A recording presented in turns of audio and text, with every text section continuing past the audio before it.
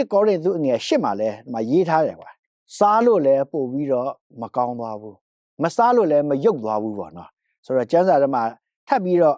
ပေါလုကလည်းပြောထားတယ်ပေါ့နော်စားသည်ဖြစ်စေမစားသည်ဖြစ်စေဘာထူးခြားလဲပေါ့နော်အဲ့ဒါလေးလည်းနည်းနည်းလေးပြောပြပါ ကောရိန္သုဩရစာပထမစာအခန်းကြီး၈ထဲမှာရေးတာအစာကိုစားကမြတ်ပြင်မြတ်တယ်မဟုတ်ရှောင်းကမြတ်ပြင်ရုပ်တယ်မဟုတ်ဆို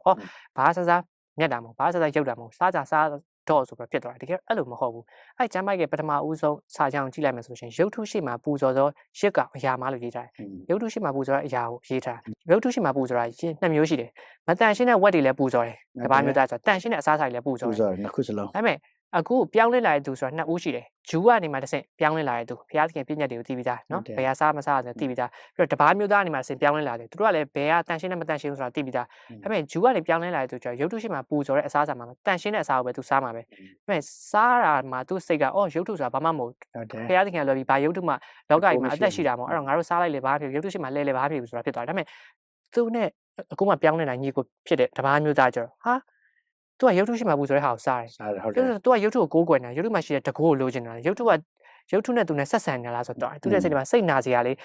ပြောရမလို့ဆိုစိတ်ခုစရာဖြစ်သွားတယ်ဘာလို့ဆိုသူ့မှာရုပ်ထုရဲ့စိတ်ကိုရုပ်ထုကြည်ညိုတဲ့စိတ်ကအနှဲငယ်ရှိသေးတယ်အဲ့တော့သူကယုံကြည်ခြင်းအားနည်းသေးတဲ့အခါမှာတဲ့ကိုကယုံကြည်ခြင်းအားကြီးလို့ဟောဖះလွယ်ပြီးဘာမှမရှိဘူးဆိုတာစားလိုက်ပင်မဲ့ကိုစားလိုက်တဲ့အစားကြောင့်သူ့ရဲ့စိတ်ကိုညှဉ်းညိုးစေတယ်ဆိုလို့ရှင်နဲ့တင်ရတဲ့မေတ္တာတရားကိုကျင့်တာမဟုတ်ဘူးတဲ့အဲကြောင့်အဲ့ကျမ်းပိုက်မှာရေးထားပညာဆိုတာထောင်လွှားစေတတ်တယ်မေတ္တာဆိုတာတိဆောက်တတ်တယ်တင်ရဲ့အစာကြောင့်တင်ညီကွာစိတ်မနာစေဖို့တဲ့တမန်တော်ရှင်ပေါလုကသူ့ကိုယ်တိုင်နဲ့အမဲသားကိုအမြဲရှောင်လိုက်မယ်အဲ့ကျမ်းပိုက်အဆုံးမှာဟုတ်တယ်အဲ့တော့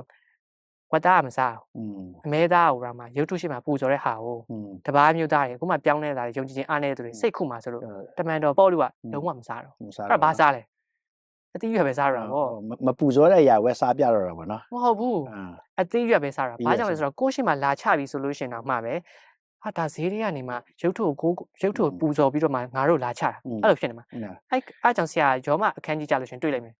โอเคဟုတ်ပြီဆိုတော့ဒီကြမ်းကြဲကလည်းကျွန်တော်တို့ပို့ပြီးနားလေသွားတာပါဘာဖြစ်လို့ဆိုတော့တပားမျိုးသားတွေဖះကိုသိလာတယ်ယုံကြည်လက်ခံလာဒါပေမဲ့ဆိုတစ်ချိန်တစ်ခါတော့ရုပ်ထုကိုကိုးကွယ်တာဟုတ်အဲ့ဒါကြောင့်သူတို့စိတ်ထဲမှာဒီဂျူးလူမျိုးတွေကရုပ်ထုနဲ့ပူဇော်ထားတဲ့အရာကိုစားတဲ့ခါဆိုတမျိုးကြီးဖြစ်နေတာပေါ့နော်တကယ်တော့ဒီရုပ်ထုကဂျူးတွေအတွက်ဘာမှအထိပ္ပယ်မရှိတဲ့အရာပဲလေနော်ဆိုတော့တပားမျိုးသားလည်းသိဖို့လိုတာပေါ့နော်ဆိုတော့ကဲဟုတ်ပြီဒီကတော့ဟိုရုပ်ထုနဲ့ပူဇော်ထားတဲ့အရာကဘာမှဖះရှိမှာဘာမှတကူမရှိတဲ့အရာလို့ကျွန်တော်လက်ခံထားဖို့လိုတာပေါ့နော်စားလည်းမမြတ်ပါဘူးမစားလည်းမယုတ်ပါဘူးဒါပေမဲ့ဘာလုပ်လဲဆိုတော့ကိုကစားလိုက်လေကိုကမြတ်သွားမှာငါဘာမှမဖြစ်ဘူးပြောရမှာဆိုငါ